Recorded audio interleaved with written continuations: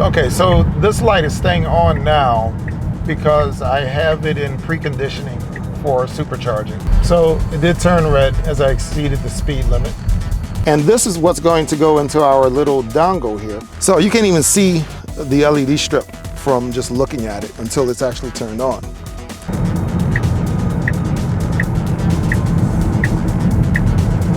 I honestly believe Tesla should start doing this from the factory. This is great. Hey, so you've seen my other videos about the blind spot detection warning system for the Tesla Model Y Juniper. Thus far, you've seen me install this a couple of different times, and guess what? I'm about to do it again. And you're probably wondering, well, you've already done this a couple of times. Why are you installing this blind spot warning again into the same vehicle? Well, the answer is because our friends over at Hansshow has delivered to us a version 2.0 of the blind spot detection warning system. And I really appreciate they took the user comments into consideration when they designed this one, because unlike the previous version, this one actually works with the accent lights in the vehicle. It also works with the brightness of the accent lights in the vehicle, which is an incredible improvement from the last version. If you watch my last videos, I'll put a link to it as well, so you can reference that one that I put in the Model Y Juniper. Like I said, it was a great install, but we did have some issues with it in terms of just functionality and how it blended into the rest of the vehicle. Mostly the ergonomics of it all. And in this version, they have corrected all of that. So what I have done, I have removed my previous blind spot detection in this vehicle, and now I'm getting ready to install the new one. So don't forget to look in the description below to see how you can get a great discount on this particular product, other Tesla accessories. Like and subscribe. I'll see you back in just a moment.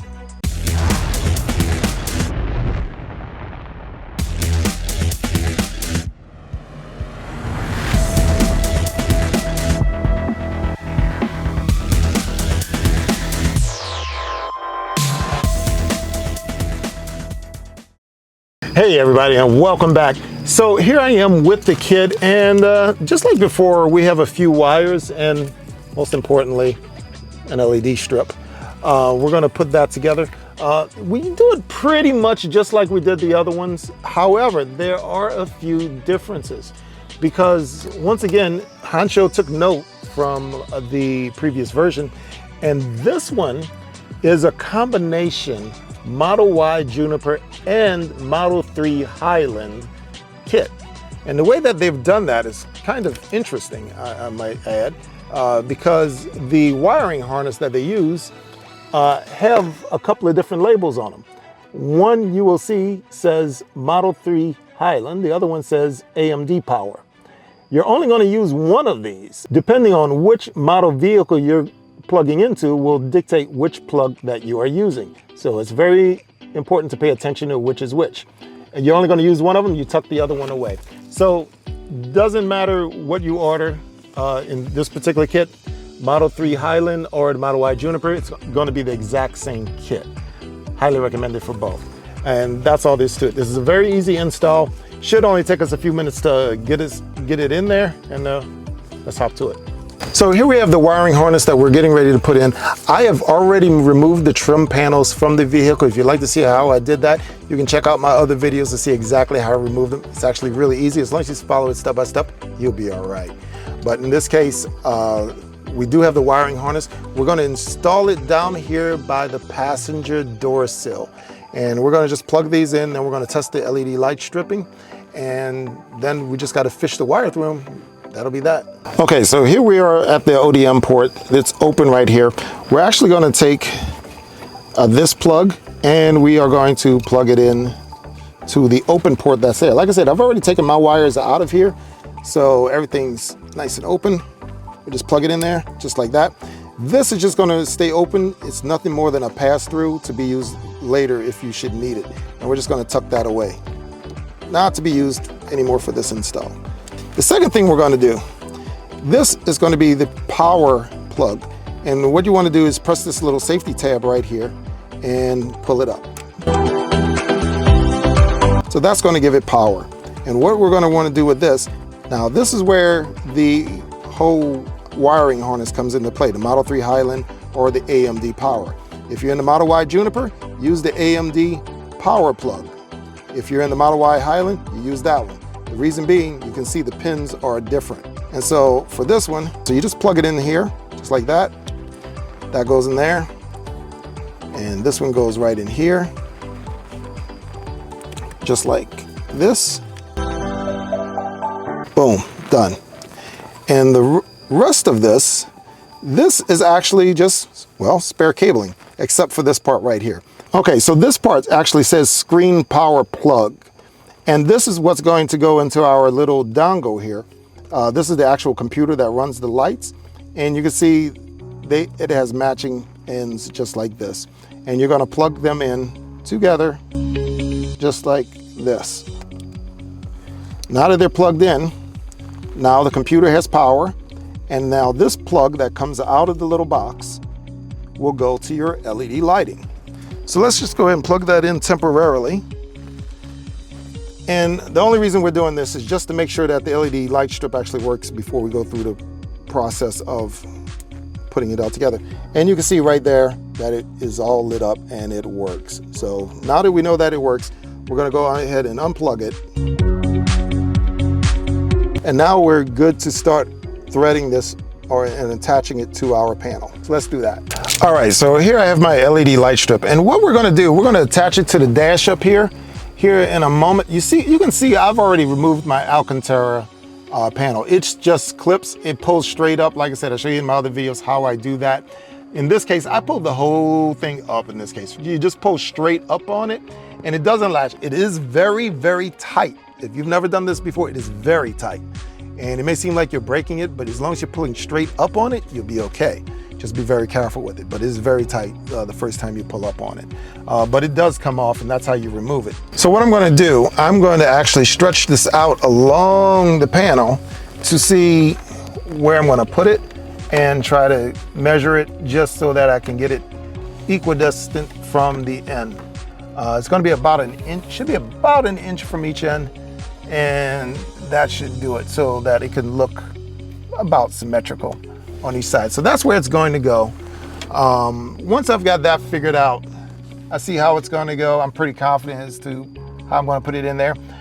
Make sure this translucent part is on the outside because that's the part that actually lights up.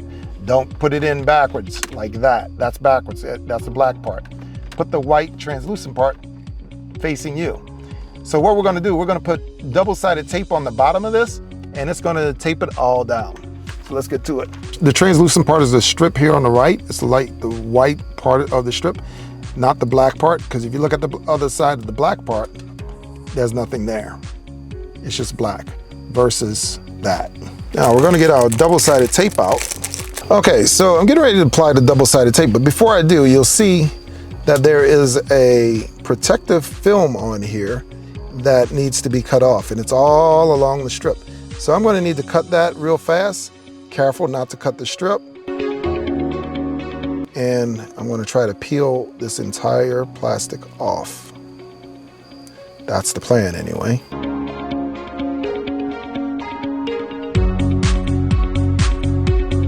Okay, so now that we got that plastic off, quite frankly, it took me longer to take that plastic off than it will be to actually install this thing. We can put our double-sided tape on. Make sure you put it on the correct side. Like I said, you want the side that has the opaque or translucent white side facing outwards to you. So you want to put the double-sided tape on just like this.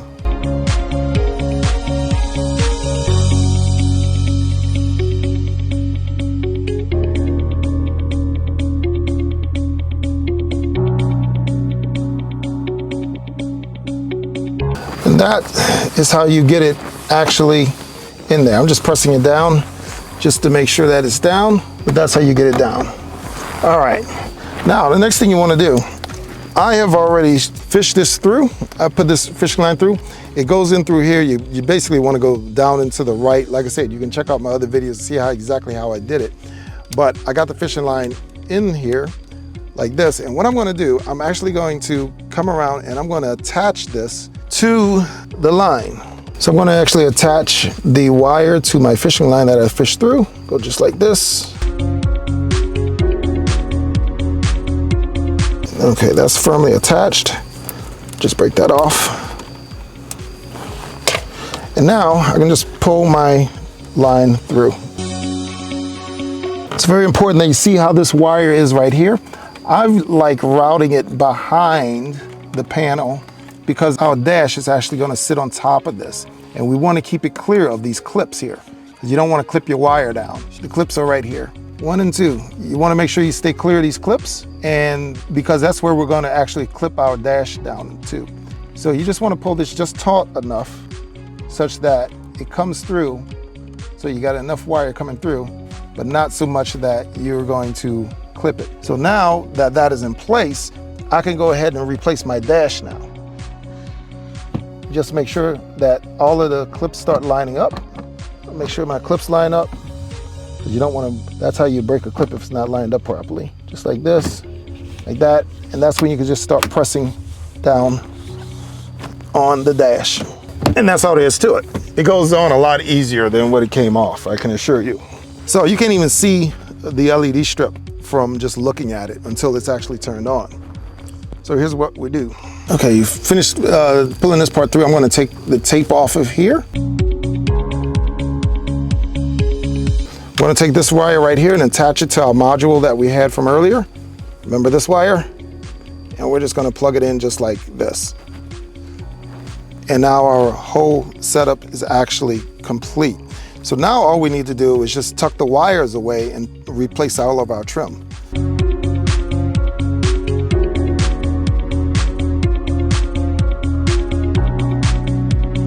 Okay, so now that I got it done, I'm going to go ahead and replace my paneling now. Like I said, the easiest way to do this is just to take this whole paneling off. Don't try to just take it off partially. I mean, I've done it before partially, but I've come to learn that this particular panel is best done, just take the whole thing off and put it right back on. It just snaps back in. So it has little grooves it's got to go into here. So that's what you really want to do. So there's clips. Just like that. You also want to replace this clip that we took out earlier. It goes right in this hole on the side. There we go. Plugs right in there, and then you push it in to lock it.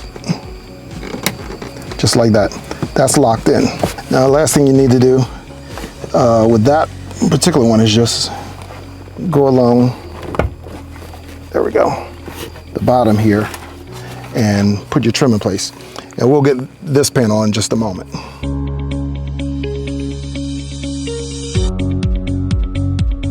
That's all in.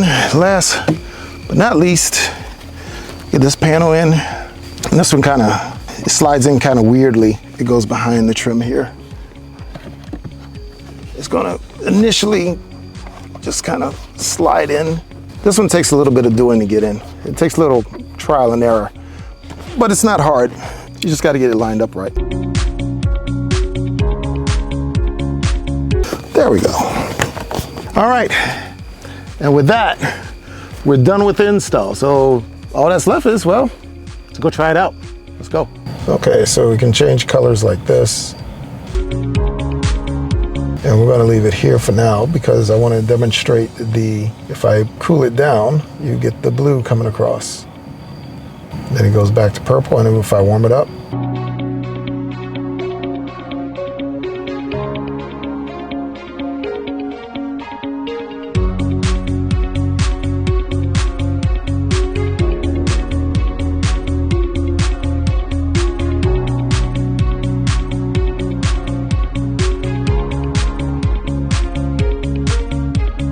so it did turn red as I exceeded the speed limit.